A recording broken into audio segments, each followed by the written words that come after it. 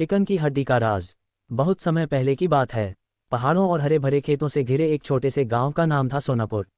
ये गांव अपनी सादगी, मेहनती लोगों और आपसी प्रेम के लिए जाना जाता था। गांव में हर कोई एक दूसरे की मदद करता था। उसी गांव में एक गरीब लेकिन ईमानदार आदमी रहता था जिसका नाम था रघु। रघु का छोटा सा चिकन का ठेला था। वह सुबह जल्दी उठकर बाजार जाता, अच्छी नस्ल के मुर्गे खरीदता और पूरे दिन मेहनत करके उन्हें साफ करके बेचता था। उसकी दुकान बहुत बड़ी नहीं थी, लेकिन उसके हाथों का स्वाद और उसकी ईमानदारी पूरे गांव में मशहूर थी। लोग कहते थे, रघु के हाथ में बरकत है। वह कम कमाता है लेकिन कभी किसी को धोखा नहीं देता। रघु की पत्नी सीता और उसकी छोटी बेटी गौरी ही उसका परिवार थे। गरीबी के बावजूद उनके घर में हमेशा संतोष रहता था। एक दिन शाम के समय गांव का एक बूढ़ा आदमी रघु की दुकान पर आया। उसका नाम था हरिदास बाबा।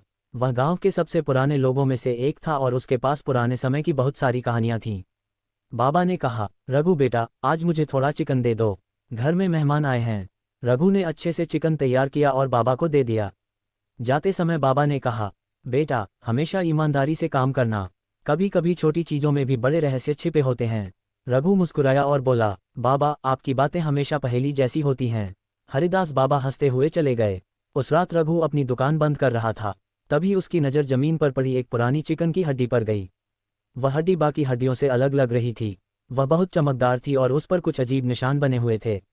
रघु ने सोचा, ये कैसी हड्डी है? मैंने ऐसी हड्डी पहले कभी नहीं देखी। वह उसे उठाकर घर ले आया। घर पहुंचकर उसने वह हड्डी अपनी बेटी गौरी को दिखाई। गौरी पढ़ाई में बहुत तेज थी। उसने ध्यान से हड्डी को देखा और बोली, पिताजी, इस पर कुछ लिखा हुआ लगता है। रघु ने दीपक की रोशनी में उसे देखा। सचमुच उस पर छोटे छोटे अक्षरों जैसे निशान बने थे। अगले दिन रघु वह हड्डी लेकर गांव के पुराने शिक्षक मास्टर दीनानाथ के पास गया। मास्टर जी ने चश्मा लगाकर उसे ध्यान से देखा। कुछ देर बाद उनके चेहरे का रंग बदल गया। उन्होंने कहा, रघु, तुम्हें ये कहाँ मिली? रघु ने पूरी बात बताई। मास्टर जी ने धीमी आवाज में कहा, यह साधारण हड्डी नहीं है। ये पुराने राजा विक्रमसेन के समय की निशानी हो सकती है। रघु हैरान रह गया। राजा की निशानी एक चिकन की हड्डी में? मास्टर जी बोले, पुरानी किताबों में लिखा है कि राजा विक्रमसेन के खजाने का एक नक्शा कहीं छिपाया गया था। कहा जाता है कि उस नक्शे का एक हिस्सा ऐसी वस्तु में रखा गया था जिसे कोई पहचान न सके। रघु की आंखें बड़ी हो गईं। क्या इसका मतलब है कि इसमें खजाने का राज छिपा है? मास्टर जी बोले, हो सकता है, लेकिन याद रखना, खजाना मिलने से पहले इंसान की नीयत की परीक्षा होती है। ये बात धीरे धीरे पूरे गांव में फैल गई कि रघु को कोई रहस्यमयी चीज मिली है। गांव में एक अमीर व्यापारी रहता था जिसका नाम था लालचंद। वह बहुत धनवान था, लेकिन उसकी सबसे बड़ी कमजोरी थी उसका लालच।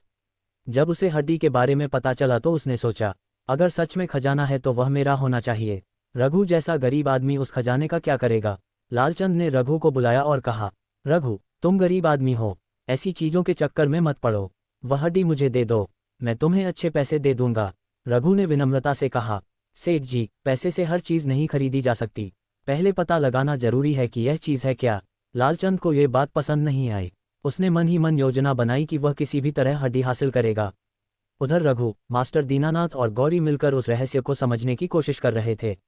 एक रात गौरी ने हड्डी पर बने निशानों को पुराने नक्शे से मिलाया। अचानक उसे कुछ समझ आया। वह खुशी से बोली, पिताजी, इसमें रास्ता बना हुआ है। निशानों को जोड़ने पर पता चला कि रास्ता गांव के बाहर पुराने मंदिर के पीछे जाने वाले जंगल तक जाता था। अगली सुबह रघु, गौरी और मास्टर जी जंगल की ओर निकल पड़े। जंगल बहुत घना था। रास्ते में उन्हें पुराने पत्थर मिले जिन पर वही निशान बने थे जो हड्डी पर थे। काफी दूर जाने के बाद उन्हें एक पुरानी गुफा मिली। गुफा के अंदर अंधेरा था। मशाल जलाकर वे अंदर गए। वहां एक पत्थर का दरवाजा था। दरवाजे पर लिखा था, जिसके मन में लालच नहीं, वही इस रहस्य को पाएगा। मास्टर जी बोले, ये परीक्षा है। रघु ने दरवाजे को हाथ लगाया। दरवाजा धीरे धीरे खुल गया। अंदर एक छोटा सा संदूक रखा था। रघु ने संदूक खोला तो उसमें सोना चांदी नहीं बल्कि पुराने दस्तावेज, कुछ बहुमूल्य बीज और राजा का संदेश था। संदेश में लिखा था, मेरे खजाने का असली मूल्य सोना नहीं बल्कि ज्ञान और मेहनत है। जो व्यक्ति इन बीजों को गांव के हित में लगाएगा वही असली उत्तराधिकारी होगा। रघु समझ गया कि यह धन अपने लिए रखने की चीज नहीं है। उसने गांव में आकर सबको पूरी बात बताई। लालचंद को अपनी गलती का एहसास हुआ। उसने रघु से माफी मांगी। रघु ने कहा, गलती हर किसी से हो सकती है, लेकिन सही रास्ते पर लौटना ही बड़ी बात है। राजा के दिए बीजों को पूरे गांव में लगाया गया। कुछ वर्षों बाद सोनापुर गांव हरे भरे खेतों और अच्छी फसलों के लिए प्रसिद्ध हो गया। रघु की ईमानदारी के कारण गांव वालों ने उसे सम्मान दिया। लोग अब कहते थे, चिकन की वह हड्डी कोई साधारण चीज नहीं थी, उसने हमें सिखाया कि असली खजाना धन नहीं, बल्कि ईमानदारी, मेहनत और दूसरों की भलाई है। रघु अपनी छोटी सी दुकान चलाता रहा, लेकिन अब उसका जीवन खुशियों से भर गया था। गौरी बड़ी होकर गांव की शिक्षिका बनी और बच्चों को यही कहानी सुनाती थी। वह कहती, कभी किसी चीज को छोटा मत समझो, कभी कभी एक छोटी सी हड्डी भी बड़े जीवन का राज खोल सकती है। सीख, लालच इंसान को अंधा बना देता है, जबकि ईमानदारी और मेहनत जीवन का सबसे बड़ा खजाना होती है।